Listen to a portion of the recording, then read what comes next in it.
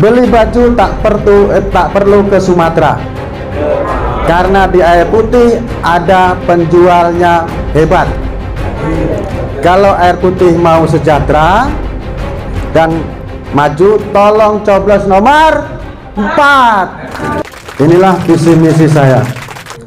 Misi menciptakan tata kelola pemerintahan desa yang amanah, jujur, serta transparan dalam rangka mewujudkan desa sejahtera dan mandiri. Itu visi, Pak. Misinya ada 5. 1. Melakukan reformasi sistem kinerja aparatur pemerintah desa guna meningkatkan kualitas pelayanan masyarakat. 2. Meningkatkan pelayanan masyarakat dan terbuka informasi melalui program internet desa. 3. Mewujudkan sistem usaha mandiri melalui BUMDes. 4. Meningkatkan sarana dan prasarana desa yang memadai.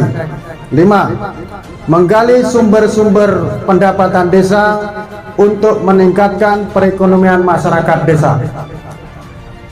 Poin program kerja calon kepala desa seandainya saya terpilih. Pemerintahan desa merupakan unit kecil dari pemerintahan nasional yang mana masalah melalui dari desa.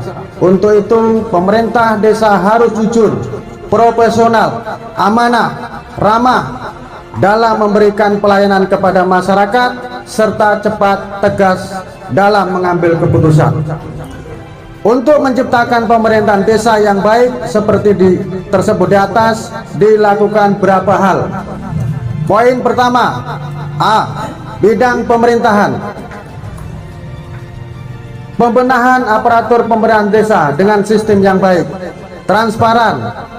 3. Meningkatkan pelayanan. 4. Sinergis dengan BPD dan lembaga lain yang ada di desa. Poin B. Di bidang pembangunan. 1. Pembangunan akhlak. Sarana adalah pengajian, majelis taklim, bersolawat bersama, dan kegiatan-kegiatan masyarakat yang bersifat positif. 2. Pembangunan fisik. Pembangunan sarana transportasi diarahkan untuk menjaga perekonomian masyarakat dengan jembatan lintas persawahan dan jembatan lintas dusun RT dan di lingkungan. B. Pembangunan sarana pendidikan. Membuktikan kepedulian dengan menambah insentif bagi guru TPK dan guru ngaji, memberikan bantuan siswa yang tidak mampu meneruskan pendidikan. Poin C. Pembangunan sarana kesehatan, memberikan kepada masyarakat yang tidak mempunyai jembatan atau WC untuk melanjutkan program sebelumnya. Membagikan pelayanan posyandu dengan program balita dan ibu hamil, memberikan bantuan kepada masyarakat yang sakit berat. Poin C. Di bidang sosial dan masyarakat, mengoptimalkan kinerja RT dan RW, pembinaan PKK. Oke Pak, makasih. Sarana, langsung aja Pak ya. Sarana yang ini capai, pemerintahan desa menjalankan tugas dengan penuh tanggung jawab, transparan dan amanah, melayankan kepada masyarakat cepat, mudah dan ramah, meningkatkan kesejahteraan masyarakat melalui program pemerintahan desa masyarakat, meningkatkan BUMDes. Bismillahirrahmanirrahim. Assalamualaikum warahmatullahi wabarakatuh. Warahmatullahi wabarakatuh. Ada satu pertanyaan untuk Pak Bandi ataupun calon Pak Kadis RPD. Satu, harapan saya kalau Pak Bandi menjadi kepala desa untuk di RPD, kemungkinan bukan juga saya khususnya RPD atau ke semua harapan itu ya untuk merubah pola bagi hasil yang selama ini yang kita terima tidak sesuai dengan perjanjian awal untuk pembukaan kebun. Hanya di harapan saya kalau Pak Bandi bisa merubah itu, mudah-mudahan semua bisa terwujud. Ya, saya rasa cuma itu yang bisa saya sampaikan. Saya dari Wabillahi Taufiq wal Hidayah. Assalamualaikum warahmatullahi wabarakatuh. Waalaikumsalam warahmatullahi wabarakatuh. Tes. Yalah, terima kasih kepada saudara kita yaitu Pak Manir. Memang masih banyak yang saya bilang permasalahan yang di depan kita yang sampai sekarang ini belum terjawab. Tapi saya punya program, punya cara. Kalau memang itu bagi hasil itu tentu tidak terlepas dari pola, yaitu pola 73. Dan ini sudah menjadi hukum atau disepakati sebelum kita hadir di sini.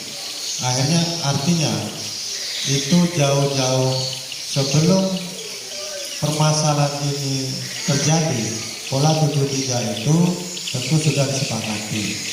Nah, gambaran kalau saya hanya melihat dari teknis, bagi hasil itu tidak terlepas pertama dari harga, kedua infrastruktur dan biaya. Karena kita bagian dari 30. Alhamdulillah seperti yang Pak Bakri bilang. Jadi saya gambarkan karena saya ada di dalamnya. Kalau infrastrukturnya itu masih belum mampu dipenuhi, bagaimana untuk meningkatkan pola itu? Salah satu contoh mungkin ini sudah klasik lah ya, pesta sampai 5-6 hari itu tentu akan memakan biaya besar. Karena pola itu apabila biaya kecil, insya Allah akan meningkat hasilnya. Dan ini terbukti dari berapa yang saya amati untuk terutama di DPD 1 itu ada kenaikan. Kalau memang itu tidak terhambat di infrastruktur, tapi masih ada titik-titik yang masih belum tersentuh tentang itu. Itu gambaran. Tapi kalau memang kita mau sama-sama untuk merubah itu atau tidak mau sama sekali, ayo sama-sama. Artinya kalau pohon itu ditebang, ayo kita tebang. Ini sama-sama. Kalau kita tidak menginginkan pola itu, ayo sama-sama. Tapi sistem itu kita coba lewat dengan koperasi. Kita coba melalui sistem dulu, karena bagaimanapun yang namanya anggota petani itu wadahnya di koperasi. Nah, disitulah nanti cara untuk kita lebih transparan apa yang biaya yang masuk tidak efektif yang bisa mendongkrak bagi hasil lewat koperasi itu. Nah, kalau secara periode saya pribadi itu menolak. Mudah-mudahan itu sama, karena 73 itu sampai sekarang masih menjadi disepakati. Kalau misalnya nanti ke depan itu ada penanaman ulang untuk khususnya di air putih, kita sama-sama duduk kembali. Apakah itu disepakati atau tidak? Apakah itu sama sekali atau tidak? Monggo. Karena Bapak Ibu yang punya hak, apakah nanti diserahkan kembali atau tidak? Tapi untuk sekarang ini alhamdulillah, selama itu transportasi jalan-jalan yang berapa titik itu tercover, ada peningkatan. Itu gambaran saya. Karena untuk mengubah sistem yang sudah ada itu berapa? Saya tidak berani bisa 100%, itu bohong namanya. Tapi kalau kita titik beratkan bahwa komunikasi dengan perusahaan mana yang harus diprioritaskan, insya Allah itu hanya penekanan kebijakan. Jadi kalau memastikan berapa bulan, berapa tahun, saya tidak mampu. Karena ini berkaitan dengan kalau yang namanya ekonomi Bu, Pak, selama ekonominya pengeluarannya itu kecil, tentu hasilnya akan besar. Nah ini tergantung. 60% orang kita hidup tidak terlepas dari kehidupan di perkebunan. Dan saat ini perkebunan ini masih menciptakan lapangan pekerjaan, dan itu yang harus kita sadari. Tentang bagaimana itu memuaskan atau tidak, paling tidak 60% dari masyarakat kita itu tergantung dari kehidupan sawit, dan itu juga kita syukuri. Mungkin hanya itu gambaran yang saya sampaikan, kurang lebihnya saya mohon maaf, karena bagaimanapun ini adalah menjadi pemikiran kita bersama. Kepala desa tidak bisa mengubah itu kalau tidak ada dukungan dari masyarakat semua. Mungkin hanya itu bisa sampaikan. Terima kasih Pak Maem. Ini juga menjadi pikiran kita bersama. Yuk kita sama-sama. Terima kasih Bu. Monggo. Baik Pak Subandi, udah dijawab ya Pak Maem ya. Bismillahirrahmanirrahim. Assalamualaikum warahmatullahi wabarakatuh. Yang terhormat Pak Subandi sebagai calon kepala desa, mudah-mudahan atas izin Allah Bapak Subandi terpilih. Amin ya rabbal alamin. Yang saya ingin sampaikan kepada Bapak Subandi mengenai program pelayanan kesehatan. Mudah-mudahan Pak Subandi terpilih nanti, kami mengharapkan di Telumanike ini ataupun Blok F, Blok E ada khusus di bidan khusus yang ada yang bisa tempat di Blok E dan Blok E ini, karena kami selama ini sangat dalam misalnya kekurangan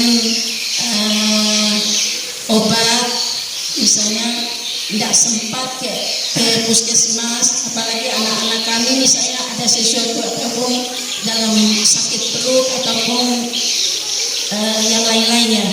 Kalau dekat di lingkungan kami di sini mudah terjangkau, apalagi khususnya lansia ya, tidak bisa terkejar ke air putih sana walaupun tidak seberapa jauh, tapi kami minta dengan hormat ada khususnya yang petugas yang di Malika ini. Itu saja dari saya. Mudah-mudahan kedepannya sukses. Amin ya rabbal alamin. Itu saja dari saya. Assalamualaikum warahmatullahi wabarakatuh.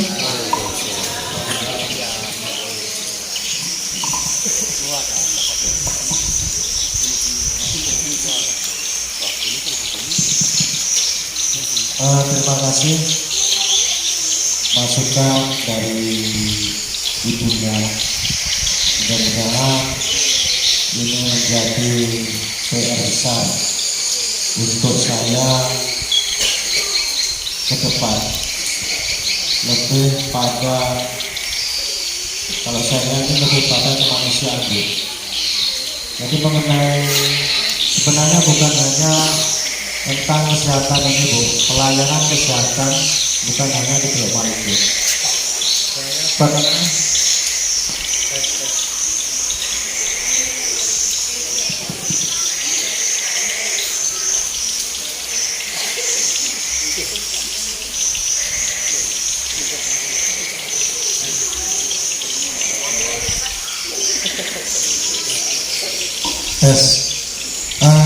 Saya lanjutkan.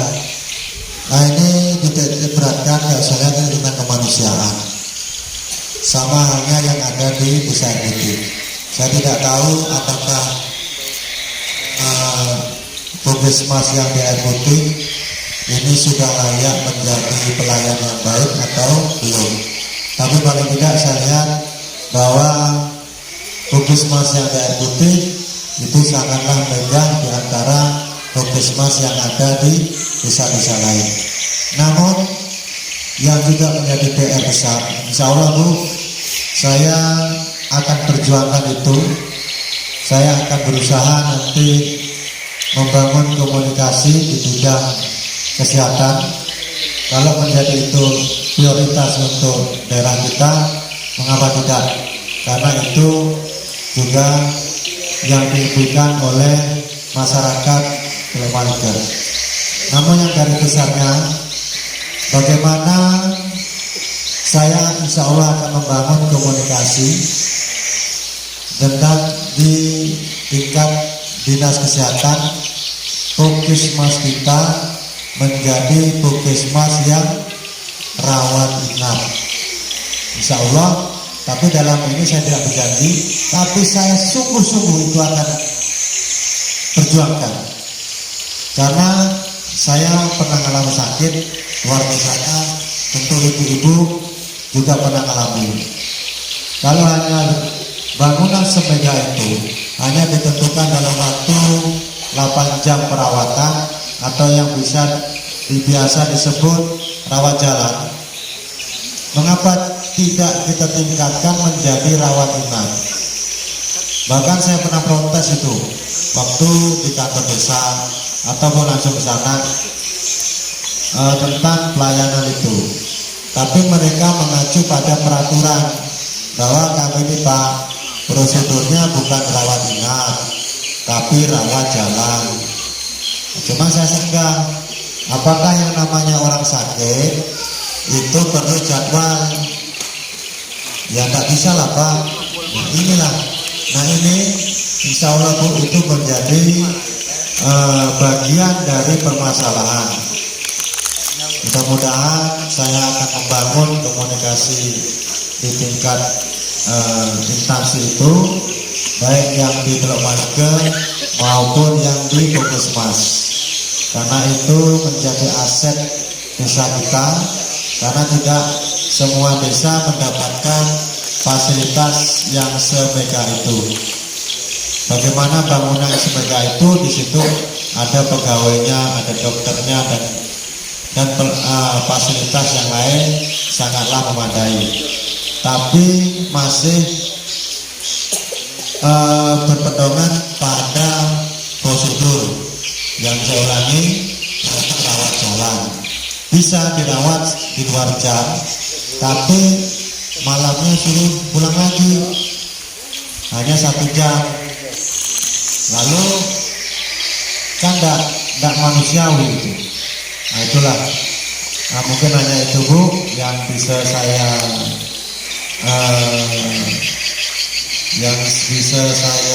jawab. Tapi ini mudah-mudahan menjadi prioritas. Mudah-mudahan masukan ini juga menjadi perwakilan dari masyarakat yang lainnya. Makasih Bu. Assalamualaikum warahmatullahi wabarakatuh. Waalaikumsalam warahmatullahi wabarakatuh. Pertanyaan saya ada satu Pak Sugandi. Bagaimana cara Pak Sugandi mengatasi lingkungan kita? Lingkungan kita ini terutama jalan pengairan. Sungai kita terlalu kotor, ya kan? Jadi bagaimana cara Pak Sugandi mengatasi masalah kebersihan itu? Ya, itu saja pertanyaan saya. Inilah sebenarnya saya sudah paham, tapi sedikit memancing untuk berpikir Pak. Nah alhamdulillah, satu permasalahan dari Bapak Sandi itu murni dari pemikiran yang selama ini menjadi permasalahan. Begini Pak, kalau kita lihat sekarang ini ada yang namanya jumbo amfibi, jumbo amfibi. 3 bulan yang lalu saya berjalan di depan kantor dewan yang belum jadi. Begitu saya nengok, saya berhenti. Saya sempat berhenti. Jadi orang tuh heran, Begitu saya jalan laju, itu yang depan kantor bupati itu kan ada jalan yang baru itu. Begitu saya jalan laju, heran ini alat apa ini? Kok bisa jalan di air? Rupanya itu jumbo amfibi. Nah, setelah saya berpikir, baru ketemu. Insya Allah, kalau seandainya ini alat ini hadir di tengah-tengah kita, ini yang akan menjadi solusinya. Dan saya yakin, insya Allah, saya pastikan 100 hari barang itu akan sampai.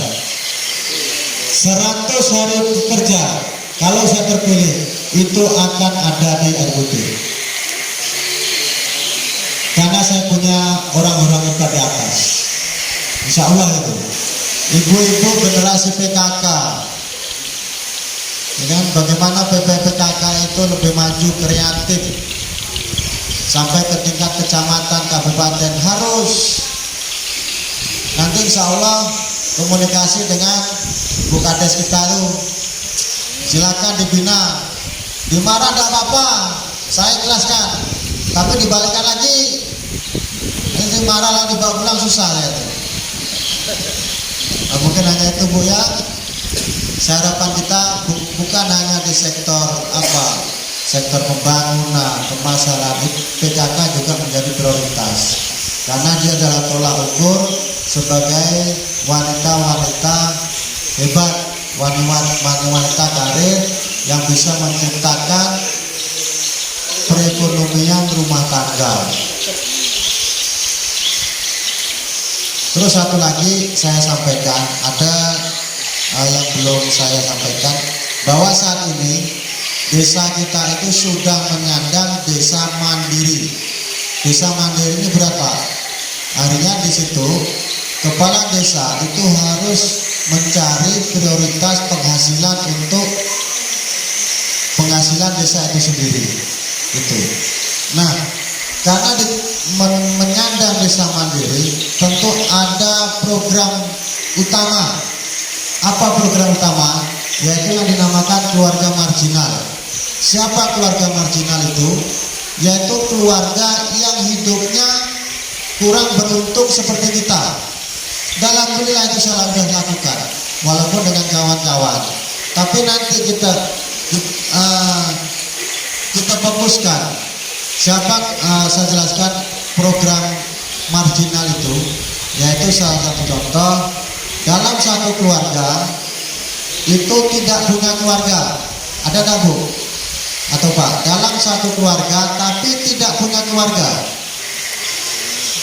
Satu lagi, dalam satu keluarga tapi keluarganya itu ketergangguan mental. Dalam satu keluarga tapi ada kepala keluarganya hidupnya jauh di bawah kita. Nah, disinilah karena desa menyandang desa mandiri, disitulah penekanan untuk mereka dibina. Bagaimana cara membina? Insya Allah kita sama-sama. Saya minta kawal. Apakah itu nanti dibikinkan pembinaan? Apakah dikasih pelatihan? Atau mungkin dikasih semacam yang sudah dilakukan oleh program sebelumnya? Ini bahasa baru yaitu keluarga marginal. Dan alhamdulillah sedikit banyak itu sudah kita lakukan dengan kawan-kawan kita, yaitu dalam bentuk pemerhati sosial. Coba ya tambahannya, saya sebenarnya minta saran betul. Apa ke depan seandainya saya jadi, dan harus jadi. Assalamualaikum warahmatullahi wabarakatuh. Ini bapak-bapak dan ibu-ibu sekalian, saya akan membantu untuk bagaimana kita bekerja di dalam desa ini. Sebenarnya tadi itu yang diceritakan itu cerita duit semua itu Pak. Cerita duit itu perlu dihitung. Ada bibi, ya, alat itu tadi. Ya setidaknya kita nego duitnya itu berapa gitu ya untuk mendatangkan amfibi tadi ini. Kalau enggak ya buaya itu yang turun naik. Nah ya alat amfibinya enggak bisa. Jadi di desa ini siapapun kepala desanya itu ada 1,700 sekian. Itu duitnya. Seperti itu. Lalu yang bisa dibangunkan kebangunan fisik itu 30%. Dari 1,700 sekian ini lalu diambil 30% itu berapa sih? Ya sekitar 400 juta lebih. Ya, sekitar itu loh kayak. Seperti itu. Lalu sesanya itu 1 M lebih. Itu ada gaji karyawan, jadi kepala desa, jadi kaum desa sampai kepada RT. Di situ ngambil gajinya. Lah ngambil gajinya, ini gajinya ini sampai sekarang saya sendiri selaku warga yang sering membantu di desa itu, gaji kepala desa itu berapa tidak pernah tahu. Begitu kan? Nah tidak-tidaknya itu ini gaji kepala desa, ini kau ini sekian, kau ini sekian, kau ini sekian, dusun sekian, RT sekian, digaji tuh semua. Sesanya sekian. Lalu itu dana pemberdayaan, itu yang 70%-nya tadi itu. Nah, seperti itu. Itu nanti diberdayakan kemana? Ya. Jadi kita ini membangun desa ini terbalik. Saya itu heran juga. Begitu saya dipanggil, tolong Pak rumuskan ini, rumuskan. Jadilah saya ini merumus lah ini. Apa? Rapat beton. Dengan rapat beton itu bisa dilewati mobil. Kalau tebalnya 15 itu pakai rumus 75. Artinya 75 kilo semen atau 1,5 sak itu dapatnya 1 meter persegi. Itu ini 1 sak dapat 3 meter. Bagaimana mau lewat mobil? Ayam yang pakai itu udah ada bertelaburan seperti itu. Nah maka daripada itu sekarang itu yang harus kita fokuskan bangunannya itu 30% itu dibangunkanlah kepada setiap yang kita prioritaskan seperti bangunan misalnya jembatan, jalan dan lain sebagainya. Meskipun pendek itu yang bangunan pemerintah itu sebenarnya yang aspal seperti depan ini.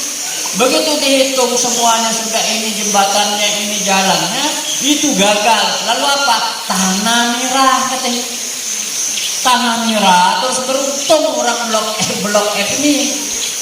Itu permohonan Pak Bun terakhir yang menandatangani saya dulu itu dengan Bu Lilis itu langsung di aspal di sini. Sebenarnya seperti itu orang membangun di pemerintah itu. Tanah merah itu saya tanyakan tidak termasuk bangunan desa Pak. Itu makanya sekali hujan ini kita dapat bangunan parah lagi itu kan seperti itu. Setiap tahun membangun. Nah makanya tanah merah itu saya lihat di situ itu setiap membangun tanah merah itu 300 lebih juta. Kalau di kita depan dia membangun 300 lebih jutanya, 300 juta itu yang di blok A itu Pak enggak perlu batu besar lagi, itu sudah dua susun. Transmigrasi kasih batu besar, timpa lagi dengan dulu yang dibangun dengan Pak Ayau batu besar. Itu tinggal 57 yang gampang dibangun. Ini yang ke depan yang harus itu ada tim perumus di desa itu. Kalau 300 juta itu beli misalnya batu yang 57 itu bisa sampai kepada 400 meter simset yang seperti itu. Kan sudah banyak biayanya tuh, yang cekong aja dikasih itu, yang ini dikasih baru dibilas, langsung diaspal, langsung aspal simset. Sudah itu. Ini kok kadang-kadang tanahnya seperti itu, jalan yang betul ditimbus lagi dengan tanah kan? Enak musim kemarau, begitu musim hujan udahlah kurutuk kata orang kita nih, licin lagi. Udah parah. Nah itu bangunan tanah para namanya, bukan tanah merah, tanah para sekarang ini. Nah ini yang satu kepala desa itu harus ada di situ. Mudah-mudahan Pak Bandi. Jadi di sini nih Pak Bandi ini tidak ada tim sukses. Kalau saya pikir ada tim sukses, nantinya tidak akan sukses. Karena tim sukses itu malah kejar-kejar dengan kepala yang memimpin itu. Sekarang ini kita ini hanya pendukung saja di Pak Bandi ini. Kalau Pak Bandi sudah jadi, Pak Bakri jadi apa? Kan ada pertanyaan mungkin seperti itu. Kan seperti itu. Jadi oposisi saya. Makanya saya itu sangat ngotot dengan pendidikan. Ya pendidikannya sangat butuh sekali. Akan seperti itu. Maka ke depan kita harus membangun itu. Jadi jangan Pak, jangan kita muluk-muluk. Nantinya bisa saya sekolahkan sampai ke sarjana. Tapi kalau anak itu SMA-nya tamat Al-Quran, hatam amat apal Al-Quran 30 juz sampai nonggeng tak dapat kau. Oh yang sudah ustaz aja itu tidak apal 30 juz. Saya kalau ada 10 anak SMA anak yang apal Al-Quran usia SMA itu di air putih itu, saya sanggup minta bagian juga saya untuk menguliahkan dia kan itu. Karena itu tidak terjangkau dengan otak manusia kecuali kalau dari kecil itu ya sampai memang betul-betul diperhatikan. Nah itu ya. Ini pembangunan yang akan dibangun yang seperti sekarang ini. Kemana pemberdayaan? Pemberdayaan itu dana sosial. Ada itu. Jadi misal ibu-ibu yang sudah lansia itu harus dicek setiap dusun nantinya itu ada di dalam peraturan ini. Dana itu tuh harus disalurkan sesuai dengan dana yang didapat lansia itu kemana. Maka di situ mau tidak mau ke depan itu kita harus membenahi dulu caranya yang ada di sekolah itu, yang ada di desa itu. Bagaimana itu?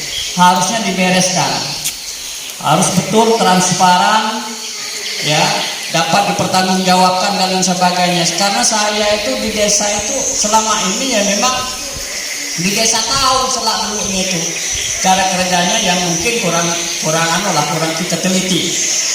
Nah itu siapa yang salah? Itu salah semua, bukan kepala desanya toh yang salah itu. Nah dari atas sampai ke bawah salahnya itu akhirnya berjemaah. Kesalahan itu harus kita benahi ke depan itu siapa kepala desanya. Tidak ada lagi hal yang harus sedemikian. Seperti itu. Jadi mudah-mudahan bapak-bapak ini, Bapak Bandi ini kalau dikasih kesempatan, ya setidak-tidaknya kita pendukung nanti itu mengawasi. Itu tanpa diawasi dengan masyarakat Pak Desa tidak ada yang beres Pak. Yakin itu.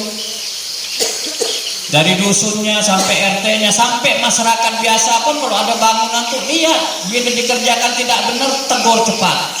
Masyarakat biasa pun boleh. Karena bangunan itu harus diawasi oleh masyarakat. Tuh. Terbuka. Mari kita ke depan itu yang betul-betul yang membangun desa dan sekaligus mental masyarakatnya itu dibangun. Bagaimana kalau kita pemimpin sudah tidak dipercaya masyarakat, susah untuk membangun itu. Saya rasa sanggup Pak Bandi ya. Nah, kalau tak sanggup, ya udah. Tidak jadilah kau, kan seperti itu. Ini jangan sampai saya ini disangkanya saya ini misalnya timnya Pak Bakri, tidak, saya oposisinya. Ya. Kita sama-sama nih masyarakat ini ya harusnya semuanya mengawasinya nanti itu. Ya mudah-mudahan menjadi pemimpin yang diridhai Allah dan jujur. Itu mudah-mudahan ya satu kuncinya itu jujur. Cuman jujur ini sangat mudah diucapkan, cuman sulit untuk dilakukan. Tapi insya Allah kalau diniatin itu insya Allah akan jadi. Kalau tanpa itu apa yang kita omong itu omong kosong. Ya, kalau kejujuran kita bina insya Allah tidak apapun yang tidak kita bangun, tidak kita ceritakan nanti akan terjadi. Ya, nah, saya rasa cukup sekian. Terima kasih atas perhatiannya. Mohon maaf segala kekurangan. Saya akhiri. Wassalamualaikum warahmatullahi wabarakatuh. Waalaikumsalam.